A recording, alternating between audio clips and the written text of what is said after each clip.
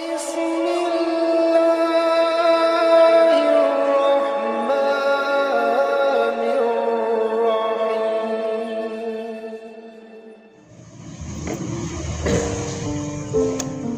الحمد لله نحمده ونستعينه ونستغفره ونستهديه ونعوذ بالله من شرور أنفسنا ومن سيئات أعمالنا من يهده الله فلا مضل له ومن يضلل فلا هادي له أشهد أن لا إله إلا الله وحده لا شريك له وأشهد أن سيدنا محمدا عبده ورسوله لا نبي بعده اللهم صل وسلم وبارك على سيدنا محمد وعلى آله وصحبه ومن اهتدى بهداه إلى يوم القيامة أما بعد فيا عباد الله أوصيني ونفسي وإياكم بتقوى الله فقد فاز المتقون قال الله تعالى في القرآن الكريم أعوذ بالله من الشيطان الرجيم ومن الناس والدواب والأنعام مختلف ألوانه كذلك إنما يخشى الله من عباده العلماء إن الله عزيز غفور صدق الله العظيم. معاشر المسلمين جماعة Jumat rahimakumullah, marilah sama-sama kita panjatkan rasa syukur kita kepada Allah Subhanahu wa taala yang mana Allah telah mengizinkan kita berkumpul di masjid mulia ini dalam rangka melaksanakan salah satu perintah wajibnya kepada kita kaum lelaki, yaitu salat Jumat berjamaah. Lalu tak lupa pula selawat dan salam kepada Nabi besar Nabi Muhammad sallallahu alaihi wasallam serta keluarganya, sahabat-sahabatnya yang ikut berjuang bersama dengan beliau. Ma'asyiral muslimin, jemaah Jumat rahimakumullah. Khatib berpesan untuk diri khatib pribadi dan kepada jemaah sekalian, marilah sama-sama kita tingkatkan ketakwaan kita kepada Allah Subhanahu wa taala dengan cara melaksanakan segala perintah dan meninggalkan segala larangan. Mudah-mudahan Allah menjadikan kita golongan orang-orang yang bertakwa kepada Nabi. Ma'asyiral muslimin jemaah Jumat rahimakumullah. Mengawali khutbah pada siang hari ini, khatib ingin berpesan kepada jemaah sekalian bahwasanya salat Jumat adalah kewajiban kita sebagai muslim lelaki, dan ini sangat diperintahkan oleh Rasulullah sallallahu alaihi wasallam. Ma'asyiral muslimin jemaah Jumat rahimakumullah.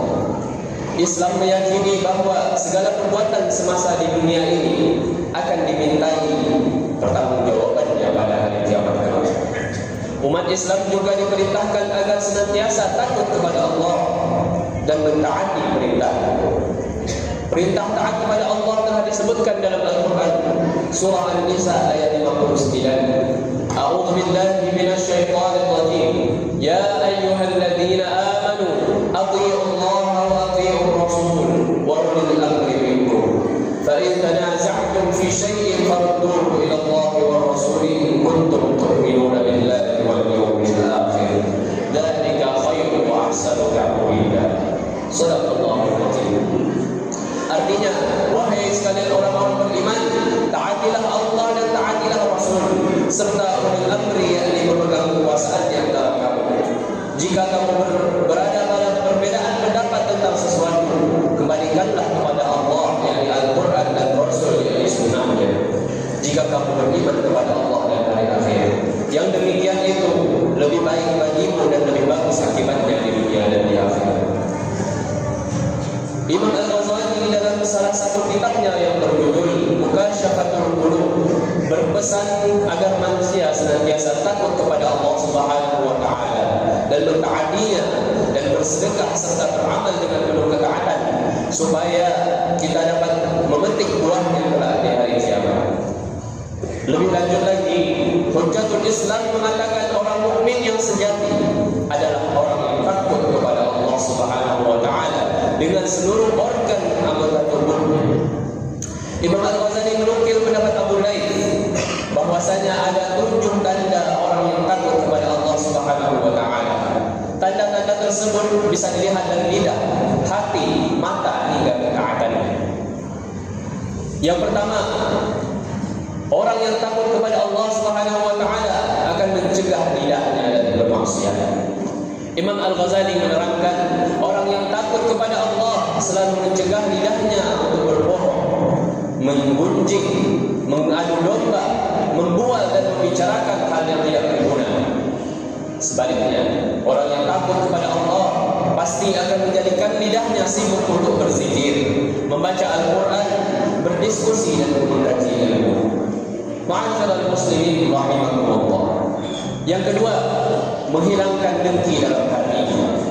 Orang yang takut kepada Allah akan menghindari permusuhan, kebohongan dan kedengkian dari dalam hatinya. Sebab kata Imam Al-Ghazali, kedengkian termasuk penyakit hati yang membahayakan dan dapat merusak kebaikan.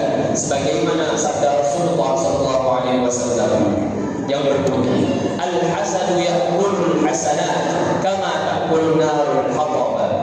Artinya, sesungguhnya dengki itu akan membakar hangus kebaikan sebagaimana api yang membakar kayu bakar. Hadis riwayat Abu Dawud. Yang ketiga, orang yang takut kepada Allah tidak akan melihat apa yang diharamkan. Imam Al-Ghazali menjelaskan, orang yang takut kepada Allah tidak akan melihat pada yang haram, baik makanan, minuman, pakaian dan sebagainya. Orang ini juga tidak memandang dunia dengan nafsu, ambisi dan sebab dan keinginannya, melainkan untuk mengambil pelajaran dari Allah. Dalam hal ini Rasulullah SAW pernah bersabda yang artinya, barang siapa yang memenuhi matanya dengan sesuatu yang haram, maka Allah akan memenuhi matanya dengan api neraka kelak di hari kiamat. Ma'asyiral muslimin rahimakumullah. Yang keempat, tidak akan memasukkan makanan haram ke dalam perutnya. Orang yang takut kepada Allah Subhanahu wa taala, kata Imam Al-Ghazali, tidak akan makan makanan yang haram karena itu adalah dosa yang besar. Imam Al-Ghazali menyebutkan sebuah hadis bahwa Rasulullah SAW bersabda yang artinya, apabila sesuap nasi jatuh ke dalam perut anak cucu Adam, maka malaikat yang ada di bumi dan langit melaknatnya selama suapan makanan itu berada dalam perutnya. Dan kalau pun ia mati dalam keadaan demikian, maka tempatnya adalah neraka Jahannam. Ma'asyiral muslimin rahimakumullah. Lalu yang kelima adalah tangannya tidak mau menerima sesuatu yang haram. Selanjutnya, orang yang takut kepada Allah Subhanahu wa taala tidak akan mau menerima sesuatu yang haram, tetapi dia akan selalu berusaha menggapai dan meraih segala sesuatu yang mengandung unsur ketaatan dan dapat mendekatkan diri kepada Allah Subhanahu wa taala. Dalam riwayat Ka'ab bin Akhbar dikatakan, Allah Subhanahu wa taala menciptakan sesuatu perkampungan dalam surga itu terdapat 1000 rumah. Di dalam setiap rumah terdapat 1000 kamar. Tidak ada yang dapat menempati sedemikian indah itu kecuali adalah seseorang yang apabila disodorkan atau ditawarkan kepadanya sesuatu yang haram, dia akan menolaknya dan meninggalkannya karena takut kepada Allah Subhanahu wa taala. Lalu yang keenam, tidak akan melangkahkan kakinya ke jalan maksiat. Orang yang takut kepada Allah Subhanahu wa taala adalah dia tidak akan melangkahkan kakinya untuk berjalan dalam kemaksiatan kepada Allah. Namun dia akan menggunakan kakinya untuk berjalan dalam ketaatan kepada Allah dan mencari ridha-Nya. Orang-orang ini senantiasa berjalan ke arah kebaikan, bergaul bersama ulama serta orang-orang yang saleh. Ma'asyiral muslimin rahimakumullah. Dan yang terakhir, orang yang takut kepada Allah, ia akan menjadikan taatnya semata-mata untuk mencari ridha Allah. Sebagaimana dikatakan Imam Al-Ghazali, orang yang takut kepada Allah Subhanahu wa taala akan selalu mengorientasikan segala aktivitas ketaatannya dan kesalehannya hanya untuk mencari keridhaan Allah Subhanahu wa taala dan menjauhi riya dan kemunafikan. Ma'asyiral muslimin rahimakumullah. Demikianlah khutbah singkat pada siang hari ini. Mudah-mudahan khutbah tadi dapat menjadikan kita pengingat dan menjadikan kita orang-orang yang takut kepada Allah Subhanahu wa taala. Barakallahu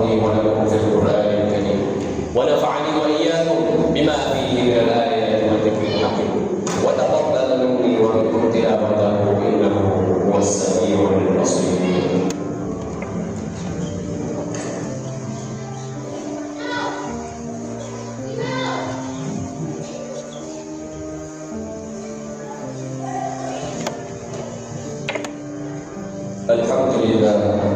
الحمد لله حمدا كثيرا كما أمر فانتهوا عما نهى عنه وحذر.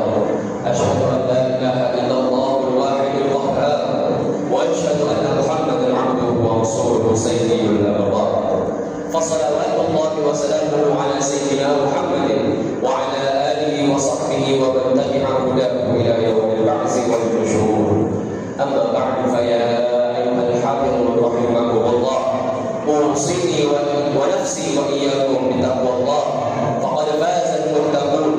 قال الله تعالى في القرآن الكريم: أعوذ بالله من الشيطان الرجيم، فاتقوا الله ما استطعتم واسمعوا وأطيعوا وأنفقوا خيرا لأنفسكم ومن يوق شح نفسه فأولئك هم المفلحون.